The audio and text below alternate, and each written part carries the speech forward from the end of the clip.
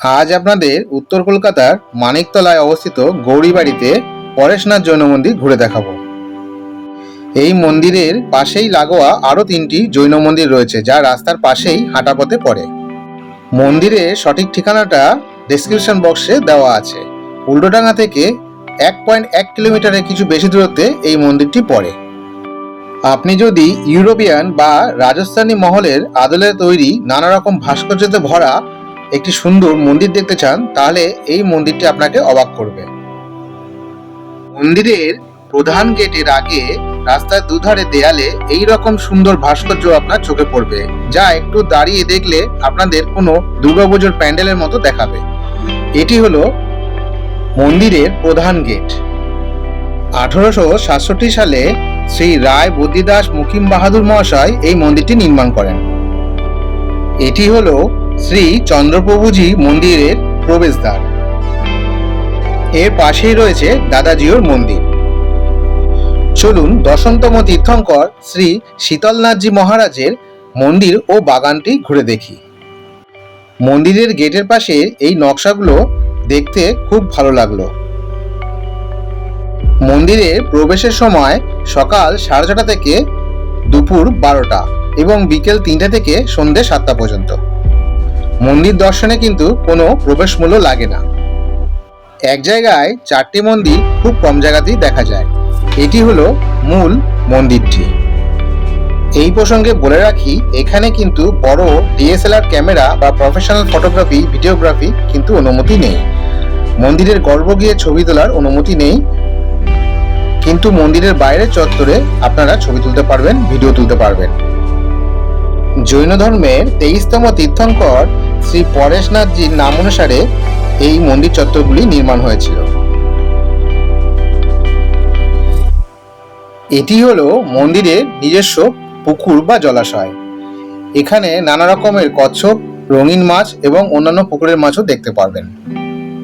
মন্দিরের প্রধান গেটের ভেতর থেকে দৃশ্য এটি। গোটা মন্দির চত্বর এবং জলাশয় অত্যন্ত পরিষ্কার, একটি নোংরাও কিন্তু দেখতে পেলাম না।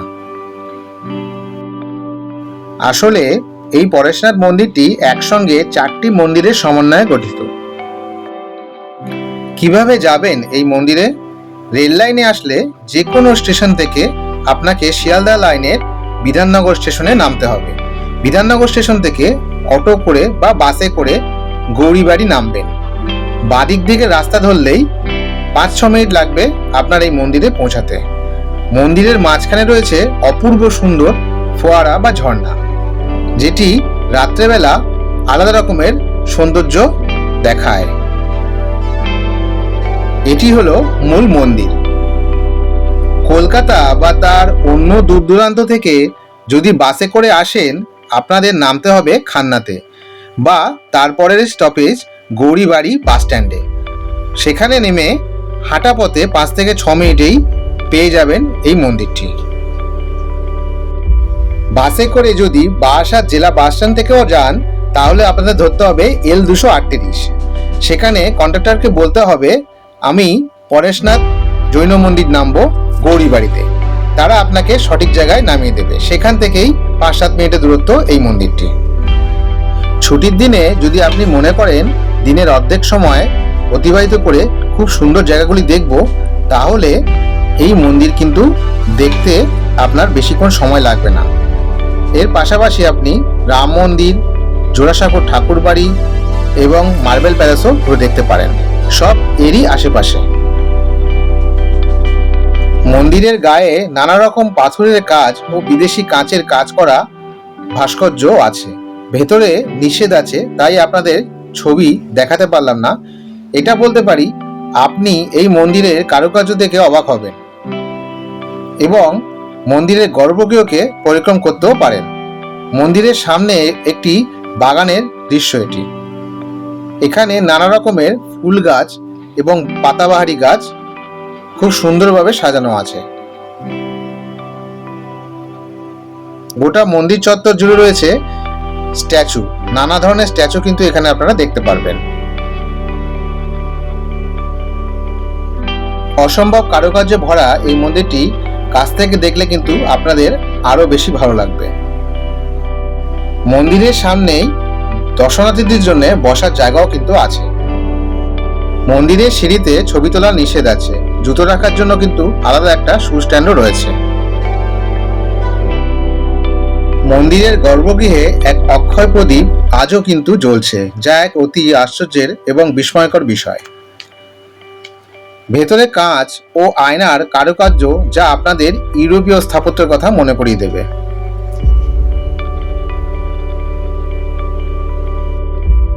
গোটা মন্দিরের দেয়াল এবং মেঝেতে সূক্ষ্ম নকশা আপনাদের আকর্ষণীয় মনে হবে। যদি আপনারা চান এই মন্দিরে মেট্রো করে আসবেন, তাহলে শোভাবাজার সুতানাটি হলো এখানকার নিয়ারেস্ট মেট্রো স্টেশন। সেখান থেকে আপনি অটো বা রিক্সায় 10 মিনিটের দূরত্বে এই মন্দিরটি চলে আসতে পারবেন। আর যদি বনগাঁ লাইন থেকে কেউ আসেন, তাহলে আপনাদের কিন্তু শিয়ালদা লাইনে বিধাননগর স্টেশনে নামতে হবে। সেখান থেকে অটো বা বাসে করে আপনারা চলে আসতে পারেন খান্নাহাটের পাশেই গৌরীবাড়ি পরেশনাথ মন্দির। আর যদি বারাসাত জেলা থেকে বাস স্ট্যান্ড ধরেন, তাহলে তো আগেই বলে দিলাম L230 ধরলেই কিন্তু চলে আসতে পারবেন। রাত্রে কিন্তু এই মন্দিরের আলোকসজ্জা সবার নজর কাড়ে। এখানে এসে মন্দিরের বাগান ও মন্দিরের সামনের ছবি বা ভিডিও তুলে নিজের আপনজনদের নিয়ে স্মৃতি হিসাবে তুলে রাখতে পারেন। মোবাইল দিয়ে ভিডিও তুললে কিন্তু কোনো আপত্তি নেই। গোটা মন্দির চত্বর কিন্তু খুব শান্ত পরিবেশ থাকে। মন্দির চত্বর খুব সুন্দরভাবে সাজানো, দেখলে মনে হবে প্রত্যেকটা জিনিস তার নিজের জায়গায় অবস্থান করছে। স্ট্যাচুগুলোকে দেখলে মনে হবে এরা অতন্দ্র প্রহরী, দিন নেই রাত নেই, এরা পাহারা দিয়ে যাচ্ছে। এই যে মন্দিরের পাশে দেখা যাচ্ছে, এটি হলো কিন্তু দাদাজিওর মন্দির, যেটি এই মন্দিরের গেট থেকে বেরোলেই চোখে পড়বে। গোটা মন্দিরের দৃশ্য একবার সম্পূর্ণ দেখে নিন।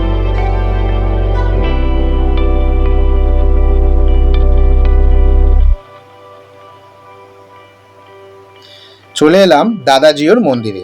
এখানেও কিন্তু ভেতরে ছবি তোলা নিষেধ আছে। দূর দূরান্ত থেকে যদি কেউ আসেন গাড়ি করে, তাহলে কিন্তু রাস্তার পাশে গাড়ি পার্কিং এর ব্যবস্থা আছে। দাদাজিওর মন্দির ভেতরে দর্শন করে পাশেই দেখতে পাবেন মহাবীর মন্দির। এটি হলো চন্দ্রপ্রভুর মন্দির। মন্দিরগুলি দর্শন শেষে মেইন রাস্তায় এসে অটো করে চলে যেতে পারেন রাম মন্দির। রাম মন্দির থেকে অল্প দূরত্বেই মার্বেল প্যালেস। মার্বেল প্যালেস অর্থাৎ রাজেন্দ্র মল্লিকের বাড়ি, অসম্ভব সুন্দর গ্লোরিয়াস তার ইতিহাস। গাইড আছে, আপনাদের সব দেখিয়ে দেবে, বলে দেবে। তারপর চলে যেতে পারেন জোড়াসাঁকোর ঠাকুর বাড়ি। ভালো লাগলে এই রকম ও অন্য ভিডিওর জন্য চ্যানেলটি সাবস্ক্রাইব করে পাশে থাকার অনুরোধ জানালাম। ভালো থাকবেন, নমস্কার।